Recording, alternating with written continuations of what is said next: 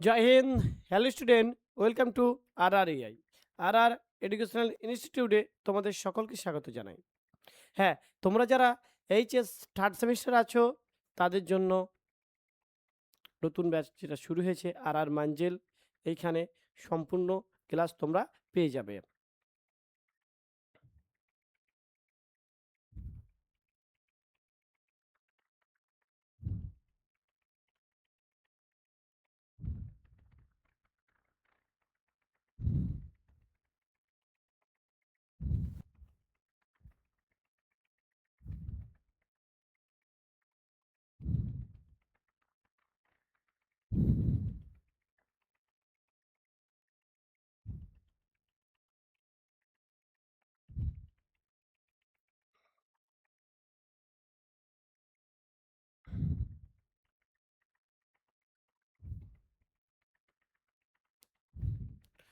তো এখানে আমরা কি দেখব, যে আজকে আমরা প্রথম গল্প পড়ব। প্রথম গল্প পড়ব। তাহলে গল্পটা কি আছে দেখে নিই। প্রথম গল্প আমরা এর আগে সিলেবাস বুঝেছিলাম। হ্যাঁ, আর তোমরা যারা এই পিডিএফটা পেতে চাও টেক্সট বুকের থার্ড সেমিস্টার, হ্যাঁ এইচএস থার্ড সেমিস্টার, তোমরা যারা পিডিএফটা পেতে চাও, আমাদের এটা হচ্ছে অফিসিয়াল নাম্বার। এই অফিসিয়াল নাম্বারে শুধু হাই লিখবে। কি লিখবে? একটা শুধু হাই করবে। হাই করলেই যে স্যার আমার এইচএস থার্ড সেমিস্টারের টেক্সট বুকের পিডিএফটা দেন, এই একটা একটা হাই লিখলেই এই নাম্বারে হোয়াটসঅ্যাপ করবে। ঠিক আছে, হোয়াটসঅ্যাপ করবে। হোয়াটসঅ্যাপ করলেই কিন্তু তোমরা পেয়ে যাবে পিডিএফটা। এটা হচ্ছে আমাদের ওয়েবসাইট, জিমেল। এটা হচ্ছে আমাদের ওয়েবসাইট। আমাদের নিজস্ব অ্যাপস আছে।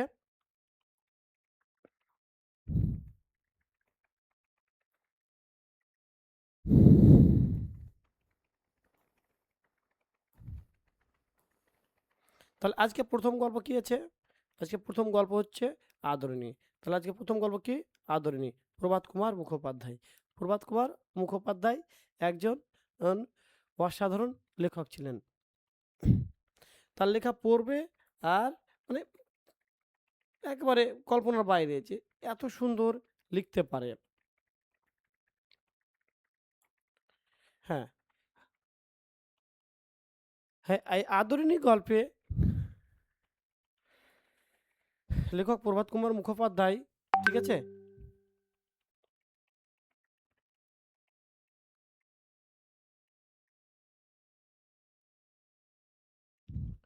লাইন বাই লাইন আমি পড়াবো তোমাদের। আর তারপরে দেখো যে আমরা বেশ কয়েকটা পরিচ্ছেদে ভাগ করে নিয়েছি। যেটা পরিচ্ছেদ আছে টেক্সট বইয়ে, পুরো টেক্সট বই হুবহু এখানেই পাবে। কি? হ্যাঁ, প্রথম পরিচ্ছেদ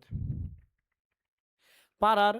হ্যাঁ, এই গল্পে দেখতে পাই পশু এবং মানুষের যে একটা যে প্রেম, ঠিক আছে, সেই ভালোবাসা এইখানে ফুটিয়ে তুলেছেন লেখক প্রভাত কুমার মুখোপাধ্যায়। পাড়ার নগেন ডাক্তার ও জুনিয়র উকিল কুঞ্জ বিহারী বাবু। তাহলে আমরা টেক্সট পড়তে পড়তে কিন্তু আমাদের কি হবে? টেক্সট পড়তে পড়তে কিন্তু আমাদের পুরোটাই কমপ্লিট হয়ে যাবে। কি কমপ্লিট হবে? হ্যাঁ, এখানে এমসিকিউ, যেহেতু আমাদের এমসিকিউ প্রশ্ন আসবে। এমসিকিউ আসবে, ঠিক আছে। হ্যাঁ, এমসিকিউ 40-এ 40 আমরা কিভাবে পাবো, তার সম্পূর্ণ মূল মন্ত্র এই এডুকেশনাল ইনস্টিটিউট তোমাদের দেবে। এর আগে যারা ফোর্থ সেমিস্টার স্টুডেন্ট, তারা তোমরা বুঝে গেছো যে কিভাবে 40-এ 40 কিভাবে আমরা সব কিছু কমন পেলাম। তারপর first semester student, second semester student, মাধ্যমিকের স্টুডেন্ট, তোমরা সবাই কিন্তু জানো যে এডুকেশনাল ইনস্টিটিউটে পড়েই কিন্তু তারা কিন্তু ভালো রেজাল্ট করেছে এবং করবে। এমনকি তোমরাও করবে। আর হ্যাঁ, এই পিডিএফটা পেতে গেলে আমাদের এই নাম্বারে হোয়াটসঅ্যাপ করো। ঠিক আছে, তাহলে দেখো প্রথম লাইন কিভাবে শুরু হচ্ছে। পাড়ার নগেন ডাক্তার, জুনিয়র উকিল কুঞ্জবিহারী বাবু বিকেলে, কোন সময়? বৈকালে পান চিবাতে চিবাতে, কি চিবাচ্ছিলেন? পান চিবাতে চিবাতে হাতের ছুরি দুলাইতে দুলাইতে জয়রাম মোক্তারের নিকট আসিয়া বললেন। কি বললেন? মোক্তারের নিকট আসিয়া কি বলছেন? মুখুজ্জি মশাই, পীরগঞ্জের, কোন গঞ্জের? পীরগঞ্জের বাবুদের বাড়ি থেকে আমরা নিমন্ত্রণ পেয়েছি এই সোমবারের দিন। কোন দিন? সোমবারের দিন মেজবাবুর মেয়ের বিয়ে। কার বিয়ে? মেজবাবুর মেয়ের বিয়ে। কোন দিন? সোমবার দিন মেজবাবুর বাড়ি মেয়ের বিয়ে। শুনছি নাকি ভারী ধুমধাম হবে। বেনারস থেকে বাই আসছে, তা বেনারস থেকে বাই আসছে, কলকাতা থেকে খ্যামটা আসছে। আপনি নিমন্ত্রণ পেয়েছেন কিনা? তাহলে দেখো, এই গল্পে যে শুরু হচ্ছে কি হচ্ছে, পাড়ার নগেন ডাক্তার ও জুনিয়র উকিল কুঞ্জ বিহারী বাবুর তাদের বৈকাল বেলায় একটা কথোপকথন হচ্ছে। কি কথোপকথন হচ্ছে? তারা পান চিবাতে চিবাতে তারা গল্প করছে যে পাড়ার যে জয়রাম মুক্তার হ্যাঁ, তারা যে গল্প করছিল, এবং সেই সময় তাদের কাছে কে এলো? জয়রাম মুক্তার এসে বলল যে, মহাশয়, পীরগঞ্জের বাবুদের বাড়ি থেকে আমরা নিমন্ত্রণ পেয়েছি। তোমরা কি নিমন্ত্রণ পেয়েছো? কখন বিয়ে? সোমবারের দিন বিয়ে। মেজবাবুর মেয়ের বিয়ে নাকি? খুব ধুমধাম হবে। কোথা থেকে বাই আসছে? বেনারস থেকে বাই আসছে। বাই মানে কি? এই যে নাচনে বালি, তোমরা দেখোনি যে নাচনে বালি, সেটা কিন্তু তোমরা দেখতে পাবে কোথায়? তোমরা ইউটিউবে, ফেসবুকে দেখতে পাও না যে বিহার, ঝাড়খণ্ড, উত্তরপ্রদেশ যে নাচনেওয়ালি আছে, সেটা কি বলে? বাই বলে। কলকাতা থেকে খ্যামটা আসছে, যে তারা যারা নাচনেওয়ালি বা নাচে, তাদেরকে খ্যামটা বলে। হ্যাঁ, আপনি কি নিমন্ত্রণ পেয়েছেন? এই বিষয়টা নিয়ে কথোপকথন চলছে। ঠিক আছে, এটুকু বুঝতে পেরেছো তোমরা? হ্যাঁ সিমরান,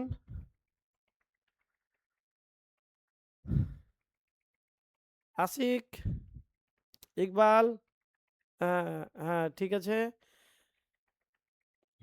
হ্যাঁ বুঝতে পেরেছি স্যার। পৈশালী, হুম ঠিক আছে, ওকে। তারপরের অংশে দেখো, মোক্তার মহাশয় তাহাদের বৈঠকখানার বারান্দার বেঞ্চিতে বসিয়া হুঁকা টানছেন। তাহলে মোক্তার মশাই কি করছে? মোক্তার মশাই তাহার বৈঠকখানার বারান্দায় বেঞ্চিতে বসে কি করছে? হুঁকা টানছে। কি টানছে? হুঁকা টানছে। কোথায়? বৈঠকখানায়। বৈঠকখানার বারান্দায় বসে। বেঞ্চ কিসে বসেছিল? বেঞ্চিতে বসেছিল। তারপরে কে সেটা ছিল? সে মোক্তার মহাশয়। ঠিক কি টানছে? হুঁকা টানছে। কিসে? হুঁকা হাতে করিয়া তামাক খাইতেছিল। তামাক খাইতেছিল। দেখো, আমরা এখান থেকে কিন্তু এমসিকিউ আমরা করে নেব। বুঝতে পারলে? আগন্তুকগণের এই প্রশ্ন শুনিয়া হুঁকাটি নামিয়া, কার? আগন্তুকগণের কথাটি শুনিয়া হুঁকাটি নামিয়া ধরিয়া একটু উত্তেজিত স্বরে বললেন। কি বললেন? দেখো, কিরকম, কিরকম আমি নিমন্ত্রণ পাবো? কি রকম জানো? আমি আজ 20 বছর ধরে তাদের এস্টেটের বাধা মোক্তার। আমাকে বাদ দিয়ে তারা তোমাদের নিমন্ত্রণ করবে? এটা কি সম্ভব? তাহলে কি বলছে? যে আমাকে বাদ দিয়ে কি তারা কি নিমন্ত্রণ করবে? সেটা কি সম্ভব? সেটা কিন্তু সম্ভব নয়। কত বছর ধরে তাদের স্টেটে কাজ করছে? 20 বছর ধরে। কত বছর? 20 বছর ধরে। বুঝতে পারলে? কে? এটা হচ্ছে মোক্তার মহাশয়। তারপরে দেখো,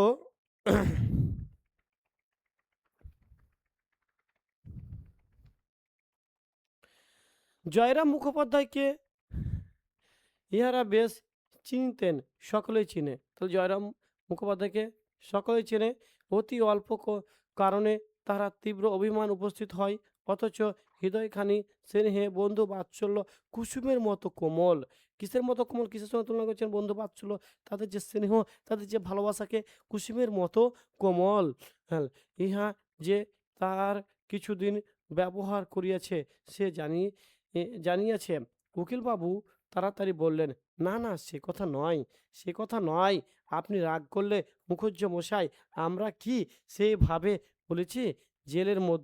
জেলার মধ্যে এমন বিষয়ী লোক আসিতেছে যে আপনার কাছে, যে আপনার কাছে উপকৃত নই। আপনার খাতিরে না করে আমাদের জিজ্ঞাসা করবার তাৎপর্য এই ছিল যে আপনি সেদিন পীরগঞ্জে যাবেন কি না? কি বলছে? আপনি সেদিন বিয়ে বাড়িতে পীরগঞ্জে যাবেন কি না? এইটাই ছিল তাদের মূল বক্তব্য। বুঝতে পারলে? হ্যাঁ, কার? মুক্তার বাবুর। তারপর দেখো, মুখোপাধ্যায় নরম হয়ে বলেন, ভাইরা বস। কি বলছে? ভাইরা কে? একটু নরম হয়ে শান্তভাবে কোমলভাবে বললেন, ভাইরা বস। কে? মুখোপাধ্যায়। বলিয়া সম্মুখে আর একখানি বেঞ্চ দেখিয়ে দিলেন উভয়ের উপবেশন। করিয়া বললেন, পীরগঞ্জে গিয়ে নিমন্ত্রণ রক্ষা করা আমার পক্ষে একটু কঠিন বটে। সোমবার মঙ্গলবার দুটো দিন কাছারির কামাই হয়, অথচ না গেলে তারা ভারী মনে দুঃখিত হবে। তোমরা যাচ্ছ কি? তোমরা কি যাচ্ছ? তাহলে বলছে মুখোপাধ্যায় মহাশয় বলছে যে তার পীরগঞ্জে যে নিমন্ত্রণ রক্ষা করা তার পক্ষে একটু কঠিন হবে। কারণটা হচ্ছে সোমবার এবং মঙ্গলবার এই ২ দিন কাছারির কামাই রয়েছে, অথচ সেখানে না গেলে তারা দুঃখিত হবে। তোমরা কিন্তু যাও। ঠিক আছে? তোমরা কি যাচ্ছ? সে প্রশ্ন করছে। নগেন্দ্রবাবু এবার বললেন, যাবার তো খুব ইচ্ছে। কি বলছে? যাবার তো আমারও খুব ইচ্ছে। কার? যাবারও তো আমার খুব ইচ্ছে নগেন্দ্রবাবুর। কিন্তু অতদূর যাওয়া তো সোজা নয়। ঘোড়া গাড়ির পথ নেই। কিসের পথ নেই? ঘোড়া গাড়ির পথ নেই। যে যানবাহনগুলো আমরা পাবো সেগুলো কিন্তু খুব ইম্পর্টেন্ট। বুঝতে পারলে? আমরা যে যানবাহনগুলো পাবো সেগুলো কিন্তু খুব ইম্পর্টেন্ট। যে ঘোড়া গাড়ি নেই। গরুর গাড়ি করে আমাদের যেতে হবে। কি করে? গরুর গাড়ি করে যেতে হলে যেতে আসতে ২ দিন লাগবে। তাহলে যেতে আসতে ২ দিন, যেতে এবং আসতে ২ দিন। তাহলে কয়দিন লাগবে টোটাল? টোটাল হচ্ছে ৪ দিন। টোটাল হচ্ছে ৪ দিন। ওকে? হ্যাঁ, টোটাল হচ্ছে ৪ দিন আমাদের লাগবে। পালকি করে যাওয়া সেও জোগাড় হওয়া মুশকিল। আমরা দুজনেই তাই পরামর্শ করলাম, যাই মুখুজ্জে মহাশয়কে গিয়ে জিজ্ঞেস করি, তিনি যদি যান নিশ্চয়ই রাজবাড়ি থেকে একটা হাতি-টাটি আনিয়ে নেবেন। এখন আমরা দুজনেই তার সঙ্গে সে হাঁটিতে দিব্যি আরামে যেতে পারবো। কে বলছে এটা? নগেন্দ্রবাবু বলছে। তাহলে যদি মুখুজ্জেবাবু যদি যায় তাহলে রাজবাড়ি থেকে একটা হাতি নিয়ে আসবে এবং সে হাতিতেই তারা কি করবে? সে হাতিতেই তারা যাবে একটু আরামে করে।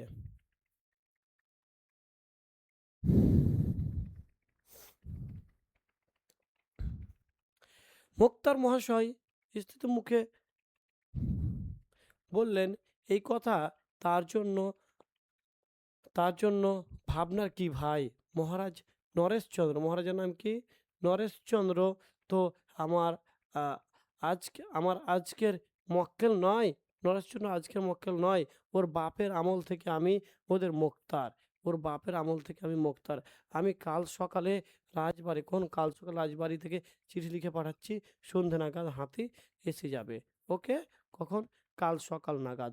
যে লাইনগুলো দাগ দিচ্ছি সে লাইনগুলো কিন্তু খুব ইম্পর্টেন্ট। তোমরা কিন্তু একটু দেখে নাও। ওকে?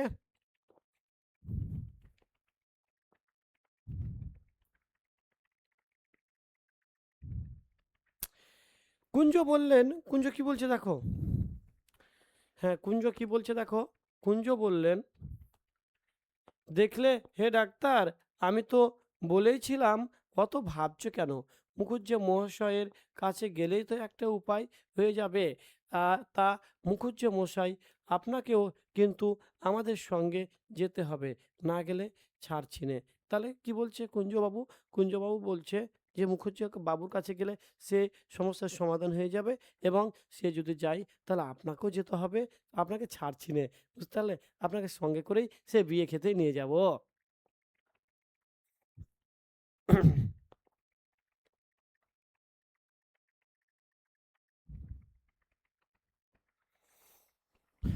যাব বই কি ভাইয়া, যাব বই কি ভাইয়া, ভাইয়া আমি যাব। তাহলে কি বলছে? যাব বই কি ভাইয়া, আমি যাব। তবে আমার তো ভাই ক্ষামটা শোনবার বয়স নেই। ক্ষামটা শোনবার বয়স নেই কার? মুখুজ্জেবাবুর ক্ষামটা শোনবার কি নেই? বয়স নেই। তোমরা শোনো, আমি মাথায় এক পৃথক এক পাগড়ি, ঠিক আছে? একটা পাগড়ি বেঁধে একটি থেলো হুঁকো হাতে করে লোকজনের অভ্যর্থনা করব। কে খেলে না কে খেলে কে দেখবে, ঠিক আছে? কে খেলছে বা কে খেলছে না সেটা কিন্তু দেখবে, তদারক করে বেড়াবো। কে? সেটা এই মুখুজ্জেবাবু। আর তোমার বয়স, তোমরা বসে বসে শুনবে, পেয়ালা মুঝে ভর দে। তাহলে কেমনে? তাহলে পেয়ালা মুঝে ভর দে কেমনে? এ এই বলিয়া মুখোপাধ্যায় মহাশয় হা হা করিয়া হাসিতে লাগলেন। কে? এই মুখোপাধ্যায় মহাশয়। তো এটা হচ্ছে একটা গান। কি এটা? এটা হচ্ছে একটা গান। ওকে? হ্যাঁ, এই গানটা তোমরা ঠোঁট করবে। পরীক্ষায় আসবেই। পেয়ালা মুঝে ভর দে কেমনে, পেয়ালা মুঝে ভর দে কেমনে। এটা কিন্তু একটা গান। বুঝতে পারলে? এই গানটা কিন্তু ভালো করে তোমরা পড়বে। তাহলে ১ম পরিচ্ছেদ বুঝতে পারলে? মোনালিসা কমেন্ট করছে, "হ্যাঁ স্যার বুঝতে পেরেছি।" সন্দীপ, "হ্যাঁ স্যার বুঝতে পেরেছি, সমস্যা নাই।" ঋত্বিক, "হ্যাঁ স্যার বুঝতে পেরেছি।" মুশফিকা, "হ্যাঁ স্যার বুঝতে পেরেছি।" রিমি, "স্যার কোনো সমস্যাই নাই।" তারপরে সিমরান, সিদ্দিকা, "স্যার আপনি তো পুরো আগুন। এমনভাবে বুঝাচ্ছেন আর সমস্যাই হবে না।" হ্যাঁ, সমস্যাই হবে না। সমস্যা না হওয়ারই কথা। কারণ এখন তোমাদের টেক্সট পড়াচ্ছে ইউটিউবে সর্বপ্রথম লাইন বাই লাইন টেক্সট পড়াচ্ছে কে? রানা স্যার। হ্যাঁ, টেক্সট এর আগে ইউটিউবে কেউ লাইন বাই লাইন টেক্সট পড়ায়নি। তোমাদের সুবিধার্থে ছাত্রছাত্রী সম্পূর্ণ টেক্সট আর এডুকেশনাল ইনস্টিটিউটে পড়াবে। বুঝতে পারলে?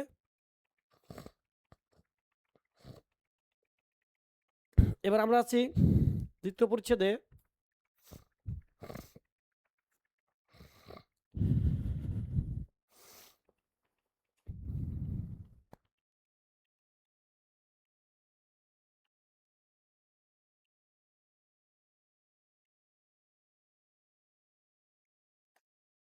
হ্যাঁ, ২য় পরিচ্ছেদে আছি।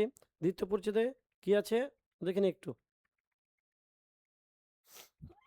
তাহলে ২য় পরিচ্ছেদটা শুরু হচ্ছে কি বার দিয়ে? পরদিন রবিবার। পরদিন কি? রবিবার। এই রবিবার দিয়ে ২য় পরিচ্ছেদ শুরু হচ্ছে। এই প্রভাতে আহ্নিক পুজোটা মুখুজ্জে মহাশয় একটু ঘন ঘন করিয়া করিতেন। বেলা ৯টার সময় পূজার সমাপন। কটার সময়? বেলা ৯টার সময় পূজার সমাপন করিয়া কি করছে? জল যোগান্তে বৈঠকখানায় আসিয়া বসলেন। অনেকগুলি মক্কেল উপস্থিত ছিল। তাহাদের সহিত কথাবার্তা কহিতে লাগলেন। তাহলে কে উপস্থিত ছিল এখানে? বৈঠকখানায় মক্কেল। কে? মক্কেল উপস্থিত ছিলেন। ঠিক আছে? হঠাৎ সেই হাতির কথা মনে পড়িয়া গেল। তখন কাগজ কলম লইয়া চশমাটি পরিয়া প্রবল প্রত্যবান্বিত শীল শ্রী মহারাজ মমহারাজ শ্রী নরেশচন্দ্র রায়কে চৌধুরী বাবুর আশ্রিতজন প্রতিপালকেশু পাঠ করিয়া লিখিয়া ২-৩ দিনের জন্য একটি সুশীল সুবোধ হস্তে প্রার্থনা করলেন। যে কি বলেছিলাম এর আগে? সে একটা চিঠি লিখলেই কিন্তু মহারাজের কাছে কি করবে? সে মহারাজ তাকে একটা হাতি প্রার্থনা করবে। যে চিঠিটা কিভাবে লিখছে তার দেখো এখান থেকে শুরু হচ্ছে। বুঝতে পারলে? এইখান থেকে চিঠিটা শুরু হচ্ছে। দেখে নাও। প্রতিটা লাইন বাই লাইনে হ্যাঁ, প্রশ্ন বেরোবে। প্রচুর প্রশ্ন বেরোবে। তাহলে চিঠি লিখলে তাহলে চিঠির উল্লেখ আমরা পেলাম। তাহলে কয়টি চিঠির উল্লেখ পেলাম আমরা? প্রথমত আমরা একটি চিঠির উল্লেখ পেলাম। পত্র লিখলেন। ওকে? তারপর দেখো পূর্বে আবশ্যক হইয়া তিনি কতবার এইরূপ মহারাজের হস্তি আনিয়া লইয়াছেন। একজন ভৃত্যকে ডাকিয়া পত্রখানি লইয়া যাইতে আজ্ঞা দিলেন। মোক্তার মহাশয় আবার মক্কেলগণের সহিত কথোপকথন প্রবৃত্ত হইলেন।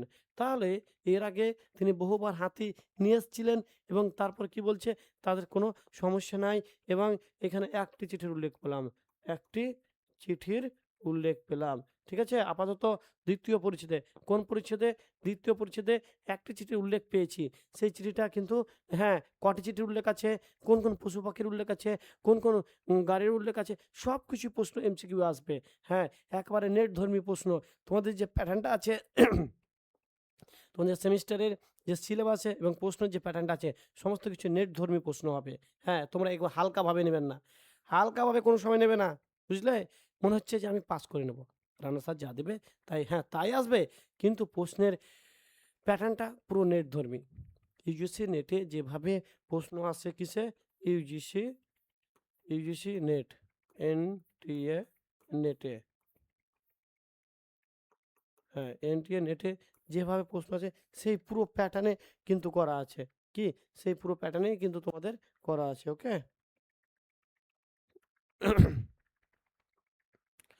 শ্রীযুক্ত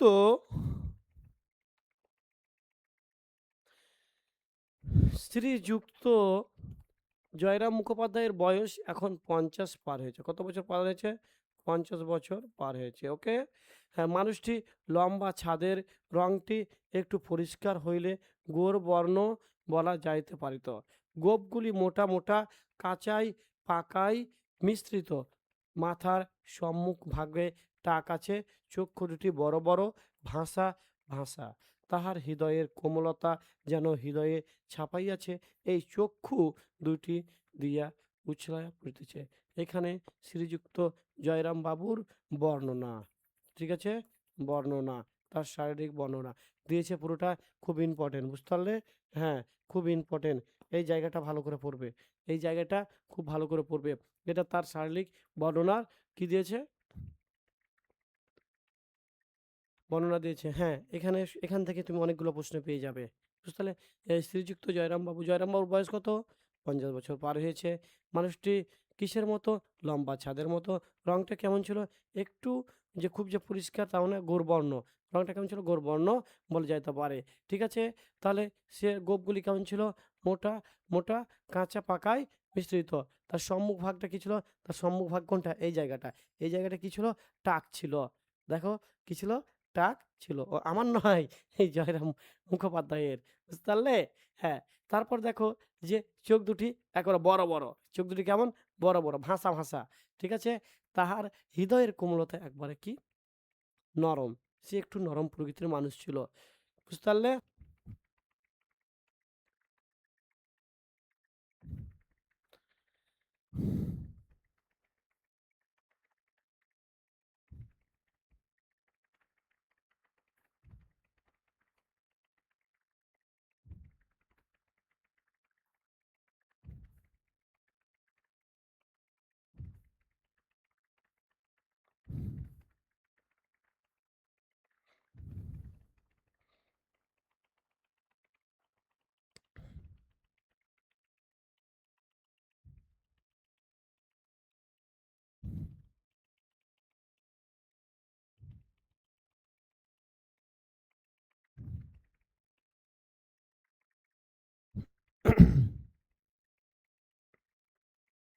হ্যাঁ, এবার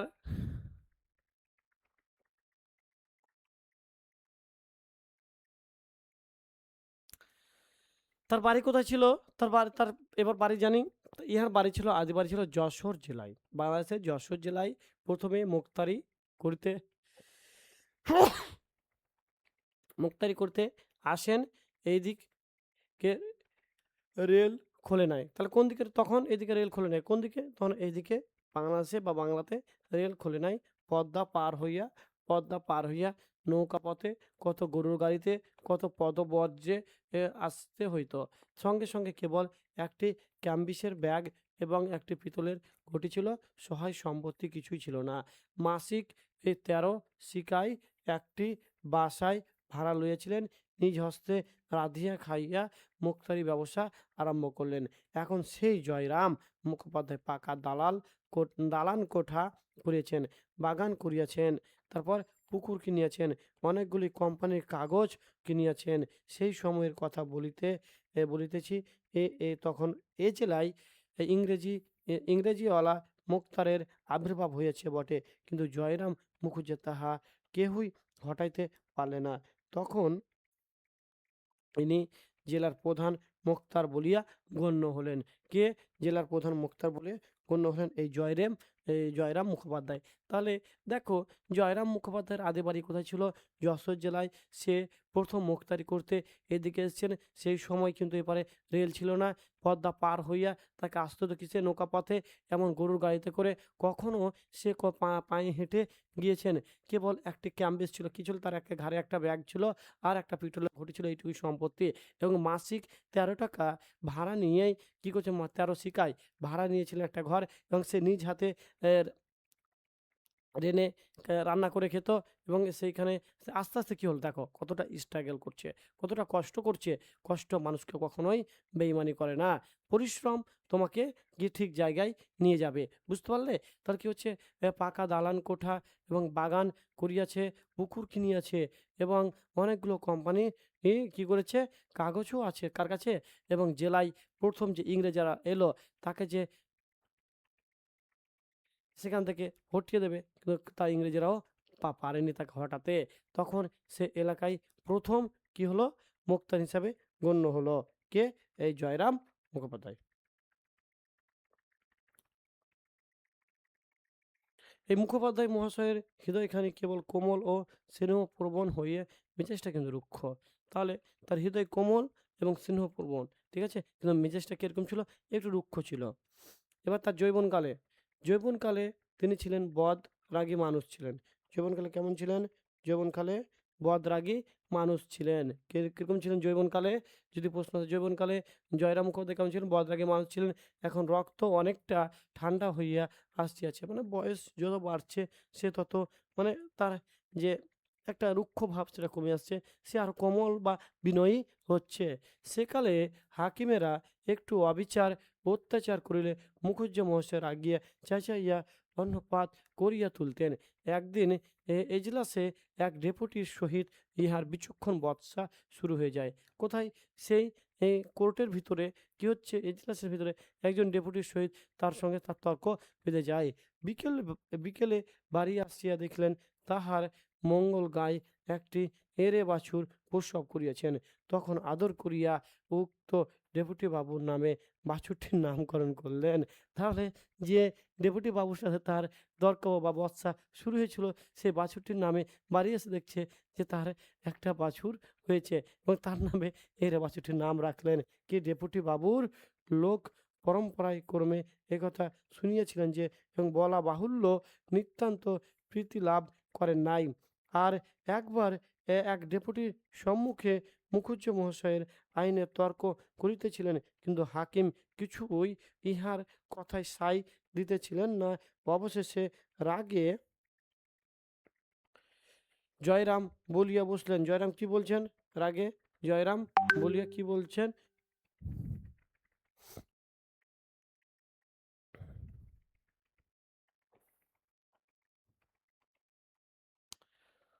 আমার স্ত্রীর যতটুকু আইন জ্ঞান ছিল, কে বলছে? হ্যাঁ, জয়রাম বলছে যে আমার স্ত্রীর যতটুকু আইন জ্ঞান আছে হুজুর, হুজুরের তাও নেই দেখছি। তার স্ত্রী, তাহলে এই জয়রাম বাবুর স্ত্রীর যতটুকু আইন জ্ঞান আছে, কিন্তু তার কিন্তু সেই আইন জ্ঞান নেই। কার? সেই হুজুরের। সেদিন আদালত অবমাননার জন্য মোক্তার মহাশয়ের 5 টাকা জরিমানা হয়েছিল। এই আদেশের বিরুদ্ধে তিনি হাইকোর্ট অবধি লড়িয়েছিলেন। সর্বশুদ্ধ 1700 টাকা ব্যয় করিয়া এই 5 টাকা জরিমানা হুকুম রহিত করেছেন। দেখো এই জয়রাম বাবু কেমন ছিলেন, দেখো 5 টাকার জন্য 1700 টাকা জরিমানা দিচ্ছে, মানে 1700 টাকা খরচ করছে। আমি 5 টাকা কেন দিতে যাবো, 1700 টাকা দেবো তার থেকে 17 গুণ বেশি, 1700 গুণ বেশি। কত? দেখো 5 টাকার জন্য কত দিচ্ছে? 1700। ওকে, এটাই জয়রাম বাবু। বুঝতে পারলে? যে 5 টাকার জন্য হাইকোর্টে কি করলেন? সে আবার কেস করলেন। আমি 5 টাকা কেন জরিমানা দেবো? আমার কোনো দোষ নেই। সে 1700 টাকা খরচ করলেন। মুখোপাধ্যায় যেমন অনেক টাকা উপার্জন করিতেন, তেমনি তার ব্যয়ও যথেষ্ট ছিল। অকাতরে অন্নদান করতেন। ঠিক আছে? অত্যাচারিত, উৎপীড়িত গরিব লোকের মোকদ্দমা তিনি কত বিনা ফিজে লড়ে দিয়েছিলেন। কাদের? হ্যাঁ, অত্যাচারিত, উৎপীড়িত গরিব লোকের কি করতেন? লোক মোকদ্দমা, এবং বিনা ফিজে, এমনকি নিজের অর্থ ব্যয় করিয়া চালিয়ে দিয়েছিলেন। কে? এই জয়রাম মুখোপাধ্যায়।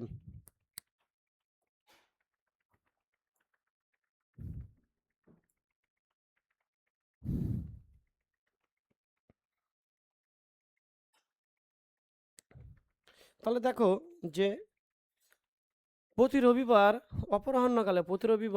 অপরাহ্ন দুপুরবেলায় পাড়ার যুবক বৃদ্ধগণ মোক্তার মহাশয়ের বৈঠকখানায় সমবেত হইয়া তাস পাশা খেলিতে থাকেন।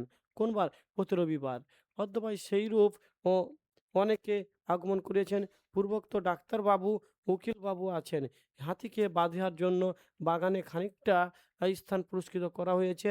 হাতি রাত্রে খাইবে বলিয়া বড় বড় পাতাশুদ্ধ কয়েকটা কলা গাছ অন্যত্র বৃক্ষের ডাল কাটিয়া রাখা হয়েছে। মোক্তার মহাশয় সেই সমস্ত তদারক করিতেছে না। মাঝে মাঝে বৈঠকখানায় আসিয়া কোনো ব্রাহ্মণের হাত হইতে হুঁকাটি লইয়া দাঁড়াইয়া 2-4 লাইন আবার বাহির হইয়া ডাকিতেছেন। বুঝতে পারলে? যে প্রতি রবিবার অপরাহ্নে পাড়ার যুবক বৃদ্ধগণ তার সেই বৈঠকখানায় এসে তাস পাশা খেলতো এবং সেই সময় অস্তকে ডাক্তারবাবু, উকিলবাবু এবং যে নতুন হাতিটি এসছে সেই হাতিটিকে বাঁধার জন্য জায়গা পরিষ্কার করছে এবং সেখানে কলা এবং বৃক্ষের ডাল কাটা হয়ে রাখিয়েছে। মুক্তারবাবু তদারক করতে শুরু করলেন এবং মাঝে মাঝে কি করছে, সে হুঁকাটি লইয়া দাঁড়াইয়া আবার বাহির হইয়া আসি।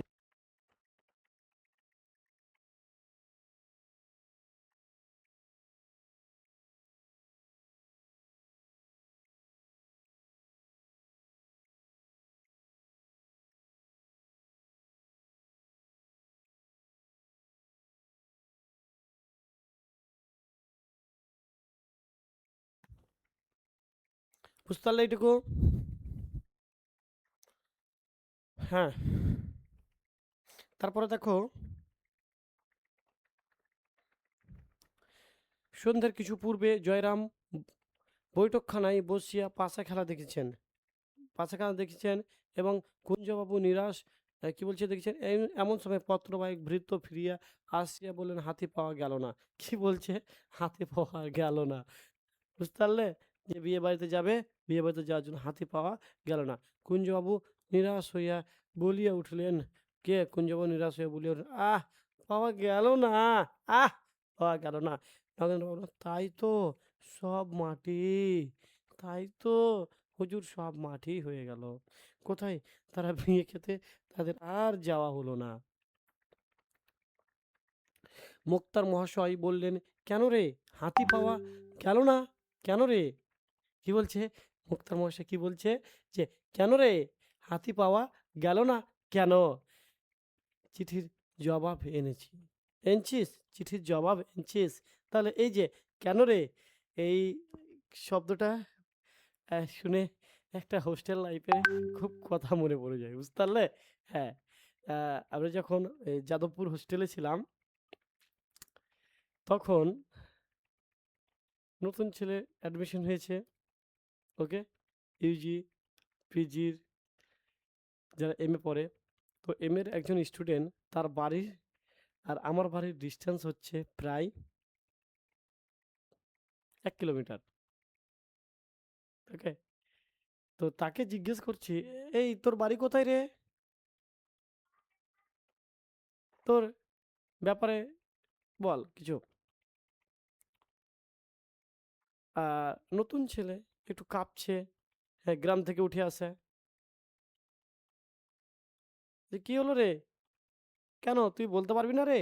হ্যাঁ, যে এই কথাটা, ঠিক আছে, ও আবার আবার দেখা হলেই আমাকে বলে যে, রানাদা, কেন রে, বলতে পারবি না? আর আমি কিন্তু জানতাম না যে ওর বাড়ি আমার বাড়ি 1 কিলোমিটার ডিস্টেন্স। অনেক জুনিয়র আমার থেকে, প্রায় 5-6 বছরের জুনিয়র। নতুন ছেলে অ্যাডমিশন হয়েছে, দিয়ে দেখা হলেই এখন আমার অফিসে আসে। হ্যাঁ, ডেলি আড্ডা দেই, তারপরে অনেক গল্প হয়। খুব ভালো ছেলে, খুব ভালো ছেলে এবং যথেষ্ট পড়াশোনায় ভালো, ব্রিলিয়ান্ট ছেলে। ওকে,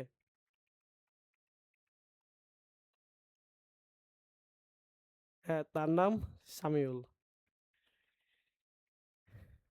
হ্যাঁ, পৈশালী সামিউল। হুম, আচ্ছা, দিয়ে তারপরে ওর আবার ও আবার আমার ডিএড এবং বিএড এর স্টুডেন্ট, ঠিক আছে? হ্যাঁ, দুটো কোর্স একসাথেই করছে। রিসেন্ট ওর বিয়ে হলো, সেই বিয়েতে বরযাত্রী গিয়েছিলাম। যে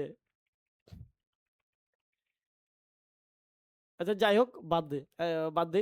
ওকে, পড়াটা করি, সময় নেই, আমাকে আবার স্কুল যেতে হবে।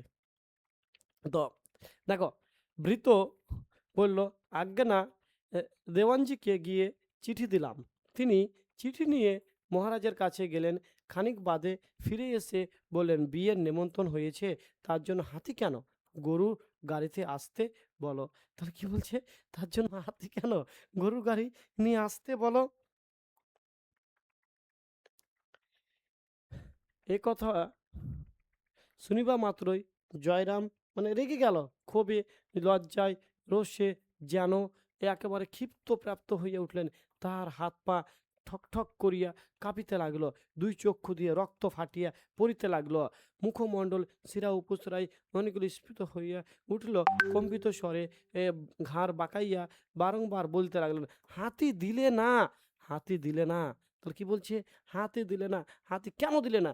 যে জয়রাম বাবু, যে তার লজ্জা, ক্ষোভ, ভয়, রোষে একবার ক্ষিপ্তপ্রাপ্ত হয়ে হাত পা কি হচ্ছে, একবারে কাঁপছে, কাঁপতে কাঁপতে কি বলছে, দুই চক্ষু দিয়া রক্ত ফাটিয়ে, মানে মানে চোখ দুটো এমন যেন লাল হচ্ছে যে রক্ত তার চোখ দিয়ে বেরোচ্ছে, শিরা উপশিরায় কি হচ্ছে, কম্পিত স্বরে ঘাড় বাঁকিয়া কি বললো, এ হাতি দিলে না কেন?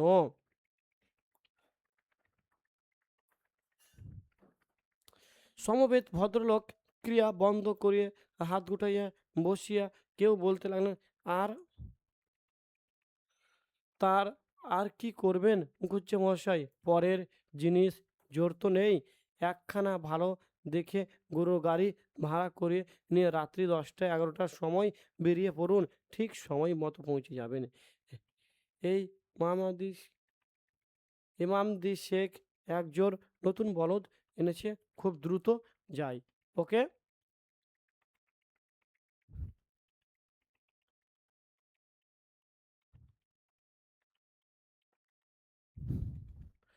ওইদিকে ইমামদি শেখ নতুন একটা কিনে এসছে, বলদ নিয়ে এসছে। ওকে, সেটা খুব দ্রুত যায়।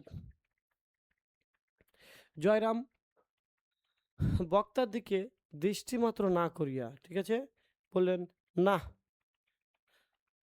গরুর গাড়িতে চড়ে আমি যাব না, যদি হাতি চড়ে যেতে পারি তবেই যাব, নইলে এ বিবাহে আমার পক্ষে যাওয়া সম্ভব নয়। সে এক কথার মানুষ, সে অনেক চেষ্টা করলো কিন্তু আর হলো না। সে বলছে, না, গরুর গাড়িতে চড়ে আমি যাব না, যদি হাতিতে চড়ে যেতে পারি তবেই সেই বিয়ে যাব, নইলে এই বিয়েতে আমার পক্ষে যাওয়া হবে না। হ্যাঁ, এর পরের পরিচ্ছেদ, তৃতীয় পরিচ্ছেদ। হ্যাঁ, এই দুটো সিরিজ করেছে টেক্সট বুকটাকে, প্রথম পরিচ্ছেদ এবং দ্বিতীয় পরিচ্ছেদ একটা পার্ট, এবং তৃতীয় থেকে বাকি যে পরিচ্ছেদগুলো আছে সেটা কিন্তু একটা পার্ট। তারপরে প্রশ্নোত্তর আলোচনা হবে, বুঝতে পারলে, সম্পূর্ণ সিরিজ অনুযায়ী। ওকে। হ্যাঁ, তো আজকে আপাতত এইখানে শেষ। তোমাদের সকলকে থ্যাংক ইউ। তোমরা টেক্সট বইটা পড়ো ভালো করে, ঠিক আছে। এই প্রথম আর এডুকেশন ইনস্টিটিউট ইউটিউব চ্যানেল সর্বপ্রথম তোমাদের text book line by line ধরে পড়াচ্ছে। হ্যাঁ, ইউটিউবে কোনো জায়গায় পাবে না, ইউটিউবে কোনো জায়গায় পাবে না, সর্বপ্রথম আর এডুকেশন ইনস্টিটিউট কিন্তু পড়াচ্ছে, বুঝতে পারলে। হ্যাঁ, থ্যাংক ইউ সকলকেই। তারপরের পরিচ্ছেদে তোমরা চোখ রেখো আর এডুকেশন ইনস্টিটিউটে, কন্টিনিউ ক্লাস পাবে, বুঝতে পারলে। হুম।